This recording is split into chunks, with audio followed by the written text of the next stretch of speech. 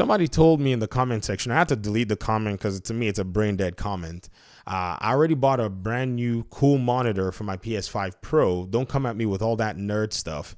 And then they told me to, it's not even go touch grass. It was basically kind of derogatory. Like, I'm sitting here and I don't really have anything else to do, but rather I want to give them information and actually, point out knowledgeable aspects to whatever it is that, they're thinking the PS5 Pro would actually be.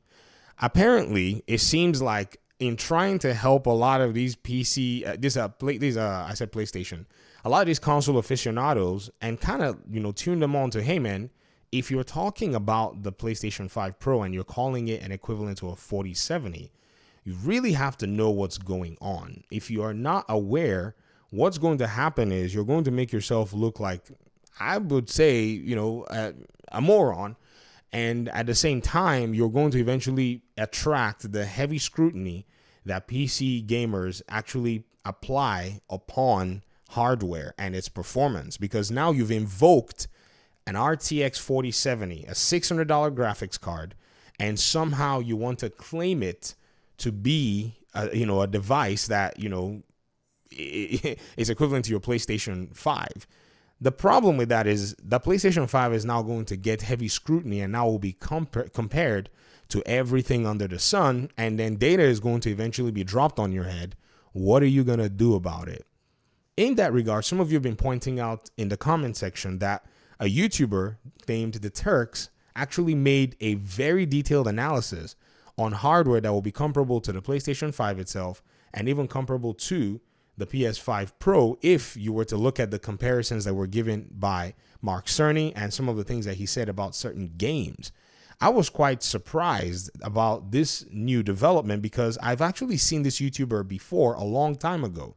And to be very honest, I saw their video and I was like, wow, this person makes really detailed videos and they make really detailed equivalents. And what happened was when they came out to talk about, hey, the whole 4070 talk is not necessarily accurate, he started getting dragged. And a lot of these, talking heads kept trying to drag him. So they basically made a PC performance accountant get on their case. And he took 31 minutes worth of videos, dumps and dumps of data to show that the equivalence of this particular game using all of the available information, even what Digital Foundry had, and after their, counting of different frames and resolution on some games, to point out that this 4070 equivalence is actually not reality. It's something else in delusional land. I'm going to link the video for those of you who are probably looking at trying to get a PS5 Pro so that you can see exactly what it is that you're getting. In fact, his conclusions were that this is actually a 6800 in terms of the comparison for even ray tracing. And at this point in time, there's still talk about the advanced AI, upscaling that is going to be available on this AMD PS5 Pro, of which a 4070 already has its own, upscaling. And in my opinion, I think that 4070 or any 40 series card already comes with a lot of NVIDIA, perks and so on and so forth.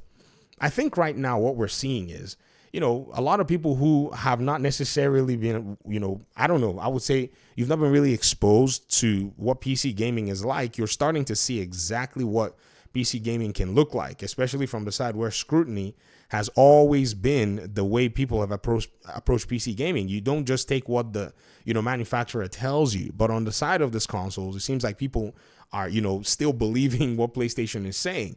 Even after all of these years and seeing everything that we've come to realize with the consoles and seeing right now that, even the PS5 and the Xbox Series X are still, struggling on certain games that we would have thought would run at 60 FPS or even better frame rates.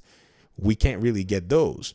So I think education in this regard is actually, in my opinion, tantamount. And I think, again, a lot of people probably need to go ahead and wait and allow for this thing to come out and allow for more information to be put out there so that they can know exactly what it is that's going on. Like I saw a comment just now, and this comment was very interesting. You see, let's not do this, nor will I take people that are saying stuff like this seriously. This person said, why are PC people so triggered by the PS5 Pro? It will always be inferior to PC. It's going to have its audience like people who like playing on TV. The point is not being triggered. The point is that you're being educated on exactly what it is you're going to spend money on. And when talking heads that are supposedly on the PlayStation or console side are acting like, they already know things that they don't know because Digital Foundry made an off the cuff, off the hip statement, and the data is right here in front of them based on what Mark Cerny has said and based on the available, frame rate information that we've had from the clips that they showcase the games with on the PS5 Pro. It's not rocket science that you would say that the data is actually leaning to exactly where someone's been able to prove. It's not insecurity. It's not triggering. It's you just basically coming to a position where now you are learning exactly how things are done in the real world. You see, in console land, a lot is based on fantasy and a lot can be delusional. And I think, again, seeing even the comment from my last video where somebody said that this PS5 Pro was going to go ahead and perform like a 4070 to 4090. Somebody actually did make that comment. I made an entire video about it. It shows you that the misinformation is actually spreading in like wildfire. A lot of these people are not interested in actually digging in and, dealing with with the truth.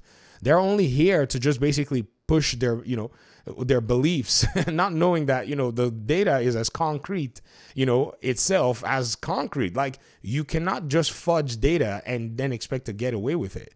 And so another thing, too, is the heavy scrutiny is there for consumer protection. You see, in a PC world, remember the time that Gamers Nexus called out Linus Tech over months and months when Linus Tech had basically been taking things very trivial in terms of doing a lot of PC benchmarks and in terms of doing a lot of reviews on, technology and not doing a good job. Linus Tech Group being pretty much a really big company, a bigger company than Gamers Nexus. Gamers Nexus went after Asus. This is not new. This is the first time that, y'all PlayStation fans, especially the hyper ones, are seeing what it can look like to actually make claims and then come out with some really bogus, frail, what you thought was evidence, and then see somebody actually check you at the door. And so now what it is you're having an adverse reaction to it. It may be comparable to a 4070. I always give that caveat. But at the end of the day, that's not the point of the discussion. The point of the discussion is that you may learn and you may know exactly what it is that's actually being, said in these circumstances. That you'll be aware that, if you're going to buy hardware, this is how much money you're going to be paying. And if his analysis is correct, that this thing is closer to 6,800, then that price to performance ratio is absolutely not worth $200, because I've already said that before, right? And I said that based on my $650 build, which uses a 6750 XT already, which is very close to a 6800. I think the percentage difference is somewhere around 10 to 15 to 20% difference. But that graphics card is not $200 more than the 6750 XT. At the time I actually bought my 6750 XT, both graphics cards were about $60 different, $60 to $80. That was the difference between both of them. The reason I didn't buy the 6800 is because I have a 6800 XT, so it didn't make any sense. And the 6750 XT was already better than what's in the PS5 anyways. So again, you guys are going to be seeing some real interesting stuff come out in the next few weeks. And like you've been told, and like you've been informed, PlayStation wants a premium model that it wants you to pay for.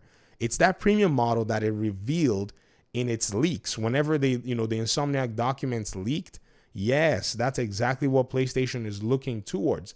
They want to get that money from your hand, and you will pay that money because many people are not informed. So rather than let you be sheep for PlayStation, you're getting full-blown information at this moment in time.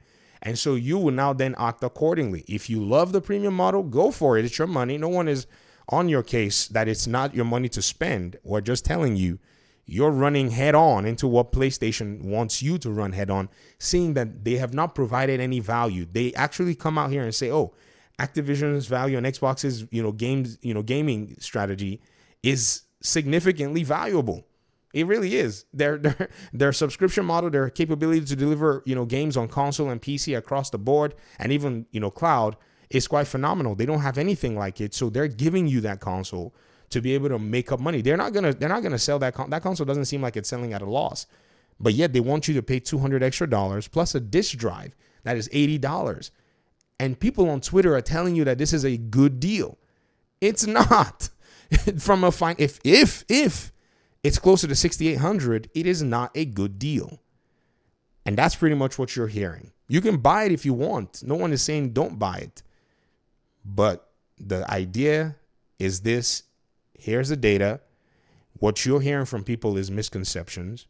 And the deal, if it's closer to 6,800 in terms of its performance, rendering capability, and AI, or I guess rendering capabilities, because AI and all that, you know, FSR and AMD's AI technologies, they've never been better than NVIDIA so far. I mean, I don't know what PSSR is going to do, but AMD devices don't even have the kind of technology that NVIDIA uses for a lot of those applications anyways.